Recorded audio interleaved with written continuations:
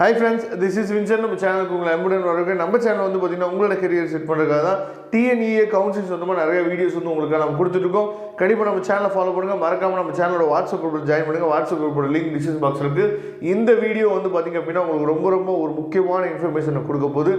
ஏன்னா அதாவது இந்த வீடியோவில் நம்ம எதை பற்றி பேச போகிறோம் அப்படின்னா, நீங்கள் என்ன கட் ஆஃப் ரேஞ்சில் இருக்கீங்க, நீங்கள் வரக்கூடிய நாட்களில் பண்ணக்கூடிய தவறு வந்து என்னவா இருக்கும், அதை வந்து என்ன பண்ணுச்சு பார்த்தீங்கன்னா, ஏன்னா நம்ம வந்து இந்த ஃபீல்டில் வந்து ஒரு 4-5 இயர்ஸாக இருக்கிறனால தான் என்ன பண்ணுச்சு பார்த்தீங்கன்னா, இயர் பை இயர் ஸ்டூடெண்ட்ஸ் வந்து பண்ணக்கூடிய தவறுகளை நம்ம என்ன பண்ணுச்சு பார்த்தீங்கன்னா உங்களுக்காக சுட்டி காட்ட போகிறோம். சரியா? எந்த கட் ஆஃப் ரேஞ்சில் இருந்தாங்க அப்படின்னா என்ன மாதிரியான தவறுகள் வந்து ஸ்டூடெண்ட்ஸ் வந்து பண்ணுவாங்க அப்படிங்கிறத இந்த வீடியோவில் நம்ம என்ன பண்ண போகிறோம்னா பேச போகிறோம். சரியா? அதனால தயவு செய்து ஸ்கிப் பண்ணாமல் லாஸ்ட் வரைக்கும் நீங்கள் கேட்டிங்க அப்படின்னா நிறைய விஷயங்கள் நீங்கள் தெரிஞ்சுக்கலாம். நிறைய விஷயங்கள் நீங்கள் தெரிஞ்சிட்டிங்க அப்படின்னா நீங்கள் அதுலேருந்து தப்பிச்சு நீங்கள் என்ன பண்ணலாம் பார்த்தீங்கன்னா நல்லபடியாக நீங்கள் என்ன பண்ணலாம் பார்த்தீங்கன்னா காலேஜ் எடுக்கிறதுக்கு வாய்ப்புகள் வந்து அதிகமாக இருக்குது. ஓகே, ஃபர்ஸ்ட் ஆஃப் ஆல் நீங்கள் என்ன வச்சுக்கணும் அப்படின்னா, சாய்ஸ் ஃபில்லிங் அப்படிங்கிறது வந்து பார்த்திங்க அப்படின்னா நம்ம வந்து யாரையாவது போய் ஹெல்ப்புக்கு கூப்பிட்டு அவங்க தான் சாய்ஸ் ஃபில்லிங் பண்ணி கொடுக்கணும் அப்படிங்கிற அவசியம் கிடையாது. இதை நீங்கள் தெளிவாக நீங்கள் என்ன பண்ணணும் புரிஞ்சுக்கணும். இந்நேரம் நீங்களே என்ன பண்ணலாம்னு பார்த்தா ஒரு லிஸ்ட் வந்து நீங்கள் இந்நேரம் ரெடி பண்ணி வச்சுருக்கணும் கையில். ஒருவேளை இன்னமும் நீங்கள் ரெடி பண்ணி வைக்கல அப்படின்னா இனி வரக்கூடிய நாட்களில் ஒரு லிஸ்ட்டு என்ன பண்ணுங்கன்னு பார்த்தா ரெடி பண்ணுவீங்க வித் கவுன்சிலிங் கோடோட. சரியா? எனக்கு வந்து இந்த காலேஜ் தான் ஃபஸ்ட்டு வேணும், எனக்கு வந்து இந்த காலேஜ் தான் செகண்ட் வேணும் அப்படின்னு சொல்லி கவுன்சிலிங் கோடு, காலேஜ் நேம் ஒரு பேப்பரில் கூட எழுதி வச்சு எனக்கு கூட சென்ட் பண்ணுங்கள், இந்த லிஸ்ட் நல்லா இருக்கா சார் அப்படின்னு சொல்லி சொல்லுங்கள். நான் வந்து என்ன பண்ணுறேன்னு பார்த்தீங்கன்னா அதை பற்றின ஒரு கமெண்ட் வந்து உங்களுக்காக நான் என்ன பண்ணுச்சு பார்த்தீங்கன்னா வாட்ஸ்அப்பில் நான் கொடுக்குறேன். சரியா? அப்போ ஃபர்ஸ்ட் ஆஃப் ஆல் நீங்கள் புரிஞ்சிக்க வேண்டியது என்னன்னு சொல்லி பார்த்தீங்கன்னா, நிறைய பேர் இப்போ பண்ணக்கூடிய தவறு. சரியா? அதாவது நீங்கள் வந்து 190+ இருக்கீங்க, இல்லை 195+ இருக்கீங்க ஃபஸ்ட்டு, அதுக்கப்புறம் வந்து பார்த்தீங்கன்னா 190+ இருக்கீங்க. சரியா? அதுக்கப்புறம் வந்து பார்த்தீங்கன்னா 180+ இருக்கக்கூடிய கட் ஆஃபு, அதுக்கப்புறம் 170+. இவங்களாம் வந்து பார்த்தீங்க அப்படின்னா நமக்கு வந்து மேக்ஸிமம் வந்து ரவுண்டு 1ல் நமக்கு வந்து பார்த்தீங்கன்னா வந்துடுவாங்க. சரியா? அப்புறம் ரவுண்ட் 2ல் வந்து பார்த்தோம் அப்படின்னா நமக்கு வந்து 160+, அதுக்கப்புறம் 150+, அதுக்கப்புறம் 140+ மேபி. சரியா? வர்றதுக்கு வாய்ப்பு இருக்குது ரவுண்ட் 2ல். அடுத்து ரவுண்ட் 3ல் வந்து பார்த்தீங்க அப்படின்னா அதாவது நமக்கு வந்து பார்த்தீங்கன்னா பிலோ 140 ஃபுல்லாகவே நமக்கு வந்து பார்த்தீங்க அப்படின்னா ரவுண்ட் 3ல் வந்துடுவாங்க. அப்போ இவங்க எல்லாம் என்ன மிஸ்டேக் பண்ணுவாங்க அப்படிங்கிறத பற்றி தான் என்ன பண்ண போனால் பேச போகிறோம். சரியா? இந்த ஃபஸ்ட் ரவுண்டில் வர பசங்க எல்லாருமே என்ன பண்ணுறாங்க அப்படின்னா, இப்போ வந்து நமக்கு வந்து வெப்சைட்டில் வந்து அதாவது கட் ஆஃப் வந்து நம்ம லாஸ்ட் இயர் என்ன க்ளோசிங் கட் ஆஃப் வந்து கொடுத்துருப்பாங்க. இதனாலேயே நிறையா பசங்க என்ன பண்ணுறாங்கன்னு பார்த்தீங்கன்னா, அது எந்த ரவுண்டில் வந்தாலும் சரி, ரவுண்ட் 1, ரவுண்ட் 2, ரவுண்ட் 3ல் எந்த ரவுண்டில் வந்தாலும் சரி, என்ன பண்ணுறாங்க அப்படின்னா நிறையா பசங்க, நிறையா பேரண்ட்டு எனக்கு கால் பண்ணுறவங்கள என்ன சொல்கிறாங்க அப்படின்னா, அவங்களாவே என் பையன் வந்து பார்த்தீங்கன்னா சார் 187 இருக்கார் சார் கட் ஆஃபு, எங்களுக்கு இந்த காலேஜ் கிடைக்கிற மாதிரி இருக்குது சார், அப்போ நான் இதுலேருந்து கட் ஆஃப் வந்து குறையுமா இல்லை இன்க்ரீஸ் ஆகுமா சார், அது என்னன்னு சொல்லி எனக்கு புரியல, அது என்ன இந்த கட் ஆஃபுக்கு இந்த காலேஜ் கிடைக்கிற மாதிரி இருக்குது, இந்த காலேஜ் கிடைக்கிது சார் அப்படின்னா நல்லா நீங்கள் ஒரு விஷயம் புரிஞ்சுக்கணும். எல்லா இயருமே அதே மாதிரி தான் பசங்க வந்து அந்த காலேஜுக்கு இம்பார்ட்டன்ட் கொடுப்பாங்க அப்படிங்கிறதுக்கு எந்த ஒரு உறுதித்தன்மையுமே கிடையாது. அது ஆக்சுவலாக வெப்சைட்டில் கொடுத்துருக்குது என்ன கொடுத்துருக்காங்க அப்படின்னா ஒரு அனுமானம், ஒரு அதாவது அசம்ஷனுக்காக என்ன பண்ணுறாங்க பார்த்து கொடுத்துருக்காங்க.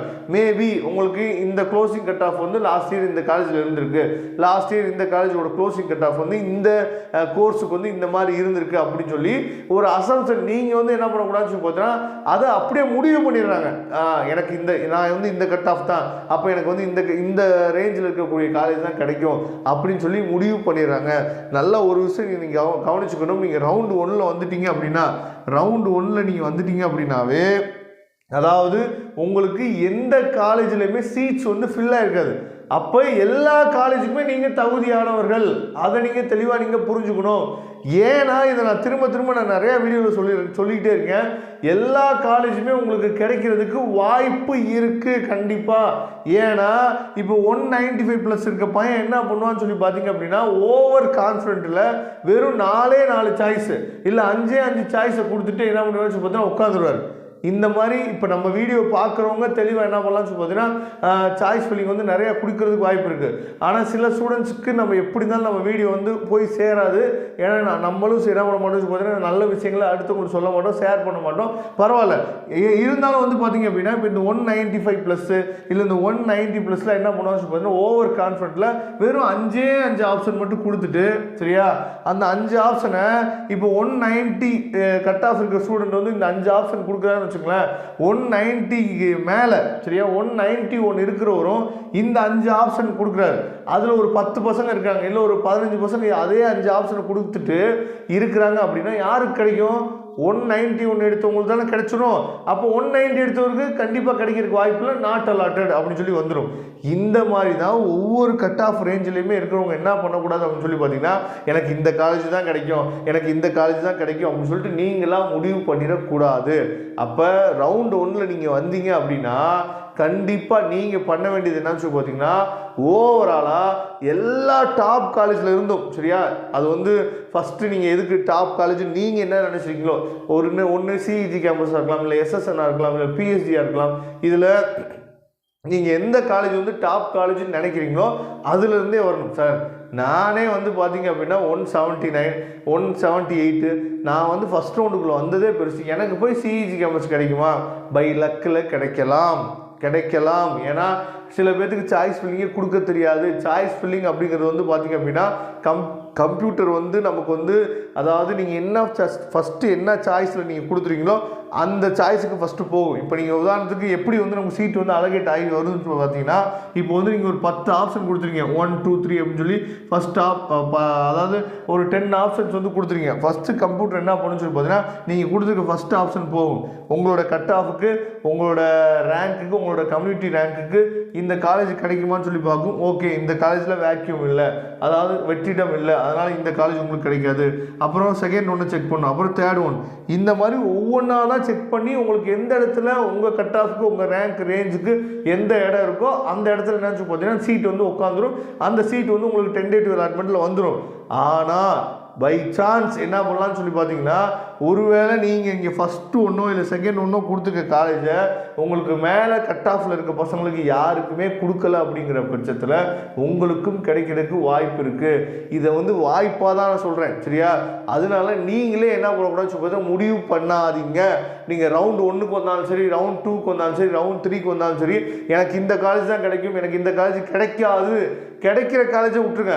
ஆனால் கிடைக்காதுன்னு ஒரு காலேஜ் வந்து நீங்கள் செட் ஆஃப் காலேஜ் வச்சுருப்பீங்க, எனக்கு இந்த காலேஜ்லாம் எனக்கு கிடைக்காதுப்பா, இதெல்லாம் நம்ம என்ன பண்ண வேணாம், சாய்ஸ் பண்ணி கொடுக்க வேணாம்ப்பா அப்படின்னு சொல்லி நீங்கள் வச்சுருப்பீங்க. அந்த அந்த ஆட்டிடியூடை என்ன பண்ணுன்னு பார்த்தா மாற்றிடுங்க. அப்போ கிடைக்காதுன்னு நீங்கள் மனசுக்குள்ளே வச்சுருக்கீங்க, அந்த காலேஜ் ஃபுல்லாக ஃபஸ்ட்டு நீங்கள் போடுங்க. அதுக்கப்புறம் உங்களுக்கு கிடைக்கும்னு ஒரு காலேஜ் வச்சுருப்பீங்க பார்த்தா அதெல்லாம் செகண்டில் அது ஒரு பேஜா, அது ஒரு பஞ்சா என்ன பண்ணுன்னு பார்த்தா கொடுங்க. அதுக்கப்புறம் தேர்ட் ஒன்று வந்து பார்த்தீங்க அப்படின்னா இதெல்லாம் கிடைச்சாலும் பரவாயில்ல அப்படின்னு நினைக்கிற காலேஜை தேர்ட் ஒன்றில் கொடுங்க. இதே தான் ரவுண்ட் 2 ரவுண்ட் 3. ஆனால் என்ன பண்ணுவாங்கன்னு சொல்லி பார்த்தீங்கன்னா இப்போ நான் சாய்ஸ் ஃபில்லிங் லிஸ்ட் வந்து ரெடி பண்ண சொல்கிறேன்ல, இது வந்து யாருக்கு உதவும் அப்படின்னா ரவுண்ட் 1 பசங்களுக்கு தான் உதவும். ஆனால் ரவுண்ட் 2 ரவுண்ட் 3ல் வர பசங்களுக்கு வந்து பார்த்தோம் அப்படின்னா மேக்ஸிமம் வந்து ஏன்னா ரவுண்ட் 1 முடிஞ்ச பின்னாடி நமக்கு என்ன சொல்லுறது வேக்கன்சி லிஸ்ட்டு அதுக்கப்புறம் தான் வெளியிடுவாங்க சரியா. நான் போன வருஷத்தோட வேக்கன்சி லிஸ்ட்லாம் நான் வெளியிடுறேன், அதை நீங்கள் கொஞ்சம் சும்மா பார்த்தீங்க அப்படின்னா உங்களுக்கு ஒரு அசம்ஷன் வந்து கிடைக்கும் சரியா, எந்தெந்த காலேஜில் எந்தெந்த சீட்ஸ் இருக்குது. ஏன்னா நமக்கு வந்து எப்படி இருந்தாலும் ரவுண்ட் 1லேயே டாப் டயர் 1 காலேஜஸ் நம்ம சொல்கிறோம்ல, அந்த காலேஜஸில் இருக்கக்கூடிய சீட்ஸ் எல்லாம் மேக்ஸிமம் முக்கியமான கோர்ஸ் ஃபுல்லாகவே முடிஞ்சிடும்.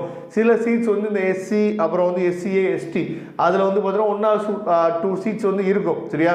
மற்றபடி டயர் 1 காலேஜில் கம்ப்யூட்டர் சென்ட்ரிக் கோர்சஸ் ஃபுல்லாகவே வந்து பார்த்தீங்க அப்படின்னா முடிஞ்சிடும். அப்போ நீங்கள் என்ன புரிஞ்சு பார்த்தீங்கன்னா அந்த வேக்கன்சி லிஸ்ட் வந்த பின்னாடி நீங்கள் ரவுண்ட் 2ல் வர பசங்க வந்து பார்த்தீங்க அப்படின்னா அதுக்கப்புறம் நீங்கள் என்ன பண்ணணும், சாய்ஸ் லிஸ்ட்டில் ரெடி பண்ணணும் சரியா. அதுக்கப்புறம் ரவுண்ட் 2 முடிஞ்ச பின்னாடி தான் ரவுண்ட் 3ல் இருக்கவங்க என்ன முடிஞ்சு பார்த்தீங்கன்னா சாய்ஸ் ஃபில்லிங் லிஸ்ட்டு ரெடி பண்ணணும். இதில் என்ன ஒரு மிகப்பெரிய ஒரு பிரச்சனை நடக்கும் அப்படின்னா இந்த ரவுண்ட் 1ல் எனக்கு வந்து பிடிச்சமான காலேஜ் இல்லைன்னு சொல்லிட்டு இதில் பாதி பேர் எங்கே வருவாங்க அப்படின்னா ரவுண்ட் 2க்கு வருவாங்க. அந்த மாதிரி தவறை மட்டும் இப்போ இந்த வீடியோ பார்த்துட்டு இருக்க பசங்க வந்து பண்ணாதீங்க.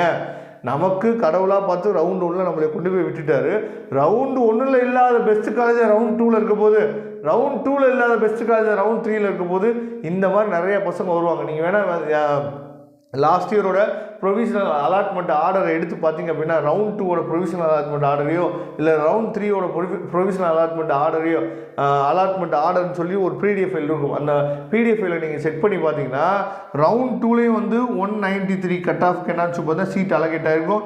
192 கட் ஆஃப்க்கு வந்து பார்த்தீங்கன்னா சீட் அலகேட் ஆகிருக்கும். இதெல்லாம் எப்படி சார் அப்படின்னு கேட்டிங்கன்னா இங்கே ஒழுங்காக சாய்ஸ் ஃபில்லிங் கொடுக்காம இங்கே ஏதாவது தப்பு பண்ணிவிட்டு என்ன ரவுண்ட் 2க்கு வந்துடுவாங்க பசங்க. ரவுண்ட் 2க்கு வந்தாங்கன்னா அவங்களுக்கு தான் ஃபஸ்ட்டு ப்ரிஃபரன்ஸ் கொடுப்பாங்க. ரவுண்ட் 2ல் ரவுண்ட் 1லேருந்து ரவுண்ட் 2க்கு வந்தாங்கன்னா அவங்களுக்கு தான் ஃபஸ்ட்டு ப்ரிஃபரன்ஸ் கொடுப்பாங்க. இந்த மாதிரி தயவுசெய்து என்னன்னு பார்த்தீங்கன்னா இந்த மாதிரி தவறுகளை நீங்கள் பண்ணாதீங்க. அப்படி பண்ணணும் அப்படின்னா மற்ற பசங்களோட லைஃப்பை நம்ம என்ன சொல்லும்போது ஸ்பாயில் பண்ணுற மாதிரி தான் இருக்கும். சரியா? அதனால ரவுண்ட் 1 உங்களுக்கு இருந்துச்சு அப்படின்னா நீங்கள் ரவுண்ட் 1ஓட என்ன சொல்லும்போது கம்ப்ளீட் பண்ணிட்டு போகிறதுக்கு மேக்ஸிமம் நீங்கள் ட்ரை பண்ணுங்கள். கண்டிப்பாக இந்த வீடியோ மூலிமா நிறைய உங்களுக்கு ஐடியாஸ் வந்து கிடைச்சோம்னு நினைக்கிறேன். அதனால அதாவது நீங்கள் சாய்ஸ் ஃபில்லிங் லிஸ்ட்டு வந்து ரெடி பண்ணி வச்சுருந்தீங்க அப்படின்னா எனக்கு வாட்ஸ்அப் பண்ணுங்கள். அந்த லிஸ்ட்டில் ஏதாவது கரெக்ஷன் பண்ணுற மாதிரி இருந்தால் கூட நம்ம என்ன பண்ணலாம். அதனால் ரவுண்ட் 1, ரவுண்ட் 2, ரவுண்ட் 3 பசங்க வந்து பார்த்தீங்க அப்படின்னா ஒரு லிஸ்ட் வந்து நீங்கள் ரெடி பண்ணுங்கள். ரெடி பண்ணிவிட்டு அதை வந்து அதாவது கவுன்சிலிங் கோடோடு நீங்கள் ரெடி பண்ணணும். அப்போ தான் நீங்கள் வந்து சாய்ஸ் ஃபில்லிங் கொடுக்கும்போது ரொம்ப ஈஸியாக இருக்கும். சாய்ஸ் ஃபில்லிங் வந்து வைக்கிறதுக்கு லிமிட்டே கிடையாது. There is no limit. சரியா? எவ்வளோ சாய்ஸ் ஃபில்லிங் வேணால் நீங்கள் என்ன பண்ணலாம், வைக்கலாம். ஓகே ஃப்ரெண்ட்ஸ், கண்டிப்பாக இந்த வீடியோ வந்து உங்களுக்கு ரொம்ப ஹெல்ப்ஃபுல்லாக நினைக்கிறேன். அப்படி ஹெல்ப்ஃபுல்லாக இருந்துச்சு அப்படின்னா உங்கள் ஃப்ரெண்ட்ஸுக்கு மேக்ஸிமம் நீங்கள் ஷேர் பண்ணுங்கள். தேங்க்யூ. நம்ம நெக்ஸ்ட் வீடியோ பார்க்கலாம். அதுவரை முடிந்து விடைபெறுவது உங்கள் நண்பன் வின்சென்ட். தேங்க்யூ.